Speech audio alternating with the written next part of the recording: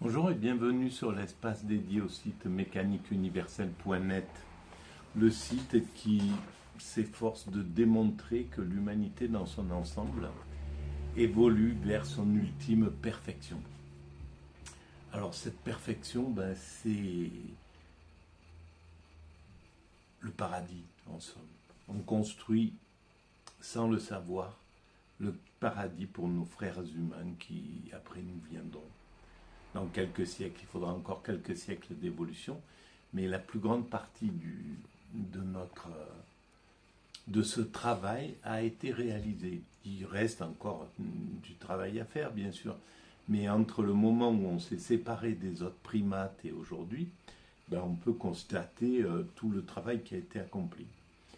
Et cette perfection, elle n'est pas technique, elle est technique, mais c'est pas le but. La technique, elle est là uniquement pour permettre à l'homme de jouir du bonheur, de la sensation, de la joie, de l'amour, voilà, de ressentir quelque chose de positif. En fait, puisqu'on est incarné, c'est notre sensation qui fait qui est la marque. C'est pas les objets, c'est pas parce qu'on a une Rolex au poignet que cette Rolex va jubiler. La Rolex, elle est là parce que c'est un outil, elle va servir à doper notre ego et à nous sentir peut-être mieux, mais en fait, même tous les objets qu'on a, ils sont destinés à notre sensation en réalité au bout du compte. Et à l'amour, d'une façon de dissimuler ou pas. Le désir de pouvoir, le désir de briller avec une Rolex, c'est de l'amour qui ne sait pas se dire, tout simplement. C'est une demande d'amour qui ne sait pas s'affirmer directement et qui croit qu'avec ça, ça ira, l'amour sera plus facile et ça sera plus fluide. Bref, c'est des demandes d'amour qui ne savent pas s'exprimer. Et donc, la perfection, c'est pas. La technique sera secondaire en réalité. L'accession à l'état de perfection, ça sera la capacité à expérimenter l'extase sans difficulté. Aujourd'hui, c'est compliqué. L'extase, l'éveil, le nirvana, la sagesse, voilà. C'est-à-dire que l'homme aura atteint un état où il sera, la sensation extatique qui est le plus haut degré du bonheur, le plus haut degré du plaisir, et il sera complètement exalté. Voilà. Alors, ça c'est pour les siècles qui viendront, mais on travaille tout le monde travaille à ce perfectionnement, en croyant travailler pour soi-même, pour son clan, pour son village, pour son entreprise, pour ses enfants, pour son pays, pour sa nation, pour sa communauté religieuse, etc. En croyant qu'on travaille pour ses appartenances secondaires, parce que c'est des appartenances secondaires, mais en réalité, on travaille pour l'humanité. Ça revient à l'humanité dans son ensemble. C'est pour ça qu'il y a 15 000 ans, nos ancêtres qui travaillaient, qui agissaient, qui vivaient, qui construisaient, qui faisaient des enfants, etc., qui adaptaient le monde, qui adaptaient notre espèce au milieu, qui allaient découvrir les espaces. Il y a 15 000 ans, ils étaient ni chrétiens, ni musulmans, ça n'existait pas, ni bouddhistes, ni voilà. Les communautés religieuses n'existaient pas, ils n'étaient pas français, américains, anglais ou quoi que ce soit, ou africains, voilà, ils appartenaient à des. Les choses étaient pas distinguées de la même manière. Donc ça n'existait pas et ça n'existera plus. C'est pas que ça n'existera plus, mais ça passera où ça n'existera plus et donc les êtres humains appartiendront à l'universel. on aura fait passer le national au niveau de l'universel, et donc il faudra peut-être 3, 4, 5, 6, 10 générations pour que les enfants naissent avec l'idée qu'ils appartiennent à l'ensemble, à l'universel, quoi, qu'ils sont des citoyens du monde, en somme, qu'ils appartiennent à une seule communauté, la communauté humaine. Voilà, mais on arrivera à ça, même malgré toutes les retenues. Là, il y a évidemment, quand on se profile euh, des nouvelles agglomérations plus importantes.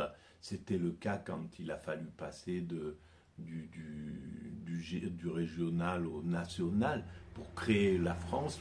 Avant que se crée la France, il a fallu, les gens ne voulaient pas, ça allait bousculer leur vie. Ils appartenaient à un fief, à un comté, à quelques nobles, etc., etc. Et personne voulait faire allégeance à un roi au-dessus, et il a fallu le faire pourtant. Donc ça a été compliqué.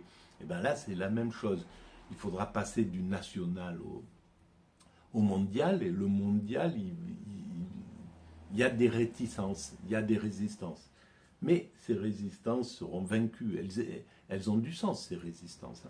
Mais elles seront vaincues, évidemment. Il faudra 1, 2, 3, 4, 5 générations. Mais à un certain moment, c'est fini, ça saute. Voilà. Donc, j'ai commencé une petite vidéo où je m'appuie sur des vidéos pour préciser ça, ou sur des livres. Et bien là, c'est sur ce livre de Jean Hippolyte que j'ai trouvé, Introduction à la philosophie de l'histoire de Hegel. Jean Hippolyte, apparemment, c'est une des sommités en France sur la philosophie de l'histoire. C'est lui qui nous l'a mis à la portée, c'est peut-être lui qui l'a traduit.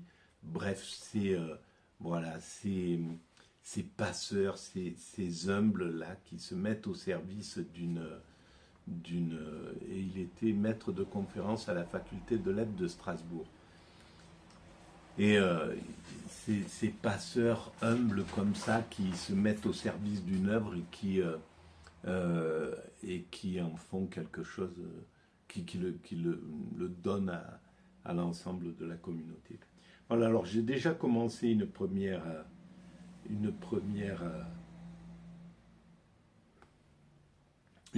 lecture où il était question de l'idée de peuple. Pour lui, je pense qu'à l'époque où Hegel a écrit la philosophie de l'histoire, l'Allemagne n'était peut-être pas unifiée. Par contre, la France, avec la Révolution française, montrait un exemple qui était à l'ensemble de l'Europe, à l'ensemble du monde occidental, montrer une unité, une union par-dessus les rois, par-dessus la royauté, quelque chose où le peuple devait prendre le pouvoir, etc. C'était ça le but, c'était de devenir voilà, un système un peu démocratique où le peuple était pris en compte et avait droit au chapitre sur sa propre existence, ce qui n'était pas forcément le cas quand c'était des groupes dominants de sang qui se transmettaient les pouvoirs par le sang, quoi.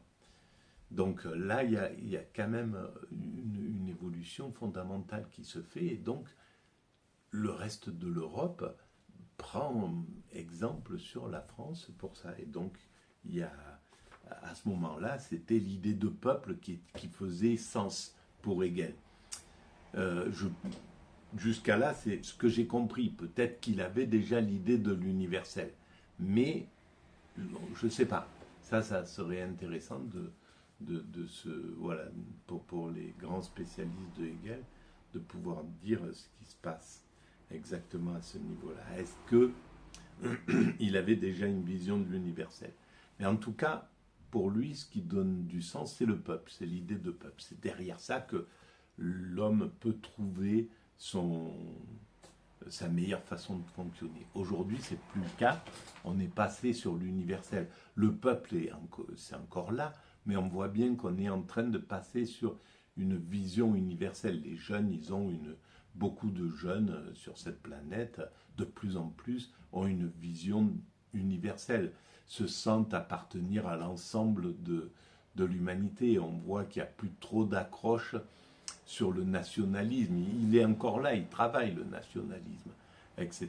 Et d'ailleurs, quand le fait qu'on ait déclenché une guerre, qu'on soit dans une nouvelle guerre en Europe, fait que ça stimule le nationalisme. C'est quelque chose qui est fait pour essayer de raccrocher les jeunes à la défense de la patrie, à l'idée de patrie, etc., etc. C'est compliqué parce que il y a l'Europe, il y a la nation, etc. Voilà. Quoi qu'il arrive, c'est un moment à passer, mais on va vers cet universel. Donc je continue la lecture et puis je commente s'il le faut. Sa première philosophie de l'esprit sera la description de l'organisation sociale depuis ses assises dans les besoins concrets des hommes jusqu'au sommet dans l'État et la religion du peuple, grandeur spirituelle originale, à la fois subjective et objective. Il y a la religion aussi derrière. Donc il y a le peuple, l'idée de peuple et l'idée de... alors, le peuple, est-ce que c'est l'ethnie? Comment ça se fait? Et comment ça se fait que maintenant, là, il y a des endroits sur la planète où l'idée de peuple prime sur l'idée de nation? Le peuple, c'est plutôt ethniciste, d'une certaine manière. C'est ceux qui appartiennent à la même communauté de sang, en gros. Et puis la nation, c'est un système qui englobe, qui est beaucoup plus progressiste en fait, beaucoup plus récent, beaucoup plus nouveau. Il englobe plein de composantes. On peut, dans un peuple est tourné autour soit d'une religion, soit d'une ethnie, d'un système ethnique. Une nation va englober toutes des ethnies différentes, des religions différentes, des groupes différents qui doivent se fondre au sein de la nation, qui doivent mettre de côté, pas de côté, mais disons minimiser leurs appartenances particulières, c'est-à-dire leur appartenance religieuse ou leur appartenance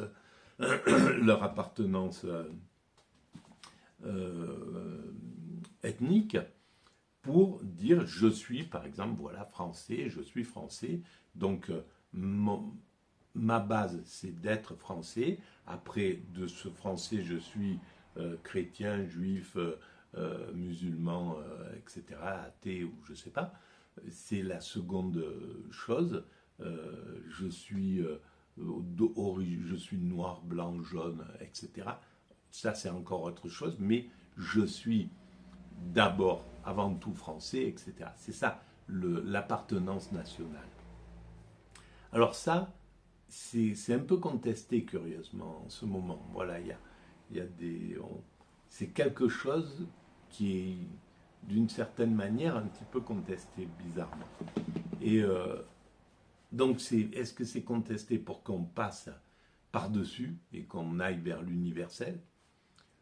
Mais l'universel aura la même chose à résoudre, c'est-à-dire qu'on va d'abord être citoyen du monde, d'abord appartenir à l'humanité. Je suis un humain au sein de mon groupe qui est l'humanité, et après ça, folkloriquement, je suis noir, blanc, jaune, rouge, je suis chrétien, musulman, hindouiste, bouddhiste, animiste, etc.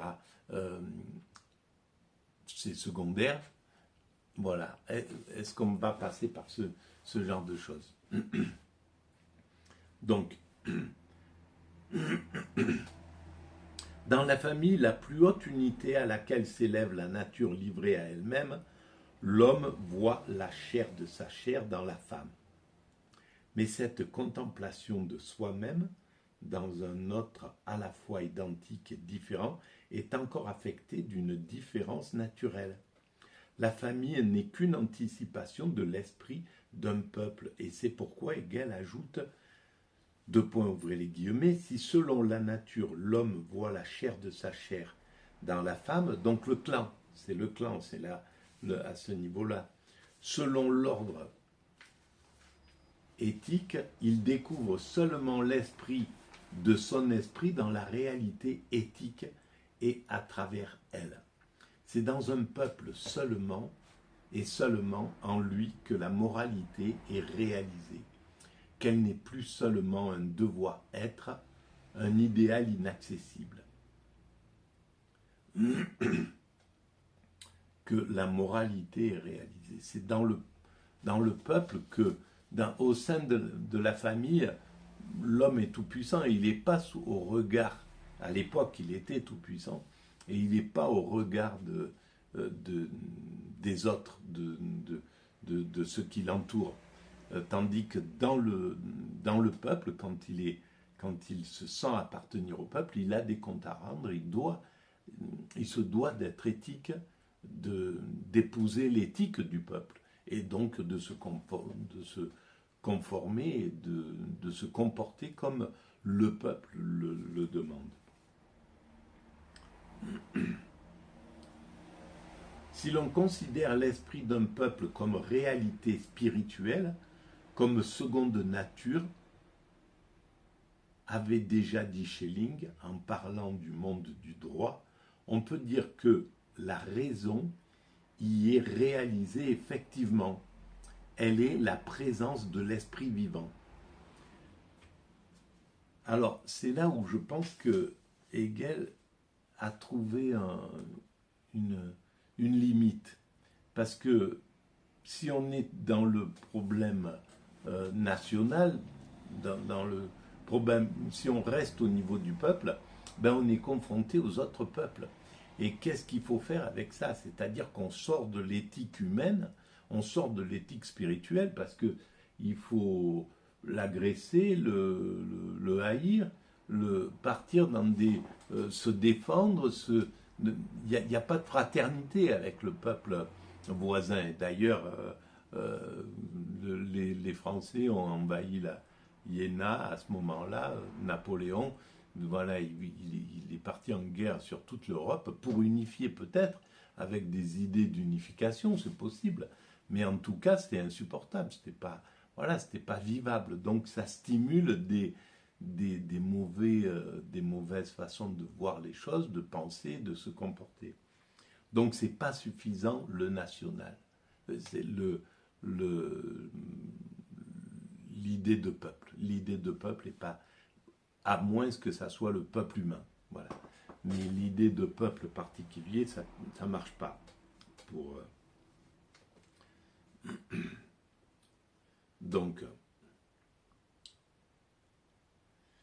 l'individu n'a pas seulement dans cet esprit sa destination, on peut dire encore qu'il l'a atteinte, elle n'est pas au-delà de lui puisqu'elle est présente dans les mœurs et dans la vie totale de son peuple. Oui, mais il lui manque la fraternité avec la compréhension du peuple à côté, du peuple qui a d'autres mœurs, qui a d'autres façons de vivre. Et donc, si les mœurs de l'autre peuple heurtent les miens, qu'est-ce que je fais? Voilà, donc c'est pour ça que ça ne peut pas s'arrêter au niveau du peuple, il faudra passer au niveau de l'universel. C'est une obligation si on veut faire tomber l'antagonisme, le dualisme, la violence, la guerre, la haine, la jalousie, etc., etc. C'est pourquoi les sages de l'Antiquité ont dit que la sagesse et la vertu consistaient à vivre conformément aux mœurs de son peuple. Voilà, c'est clair que il était resté sur Et c'est marrant parce que c'est ce qui a poussé Hitler justement avec l'idée de peuple et l'idée de race, l'idée de... voilà, enfin, on a vu le désastre que ça a fait. Et Mussolini, c'était pareil. Il est revenu au peuple de l'Antiquité. Tous les deux. Le Mussolini, il a pris comme image les, les Romains. Voilà, il est reparti dans l'idéal romain et Hitler, l'idéal germanique ou je ne sais pas. Bon, bref, scandinave. Et en fait, quand on va reprendre des idéologies antiques, eh ben on fait vivre à son peuple la souffrance de la même période. Voilà, ben, Hitler a fait vivre au peuple allemand la façon et la souffrance qu'ont vécu les peuples scandinaves ou germaniques de l'époque des millénaires précédents. Donc, et les Romains, eh ben, c'est pareil. Les Italiens, Mussolini a voulu les ramener à l'époque des Romains, ben, ils ont vécu ce que les Romains ont vécu, c'est-à-dire le chaos, la peur, l'angoisse, les jeux du cirque en gros, la guerre, la violence, voilà, ils ont vécu exactement cette chose-là. Donc on ne peut pas revenir en arrière, on ne peut pas aller chercher une idéologie en arrière sans en ramener tout le négatif aussi. Voilà, et ça c'est quelque chose qui est important à comprendre. C'est-à-dire que là, si on repart dans l'idée du national, ceux qui veulent nous ramener au nationalisme, eh ben, ils vont nous ramener aux mêmes valeurs qu'on a connues quand c'était le nationalisme. C'est-à-dire, il y a 100 ans en arrière, toutes les nations en Europe se tapaient dessus constamment. J'ai regardé un article, je ne me souviens plus sur quoi, le nombre de guerres qu'il y avait entre Polonais, Russes, Français, Polonais, Français, Allemands, Scandinaves, machin.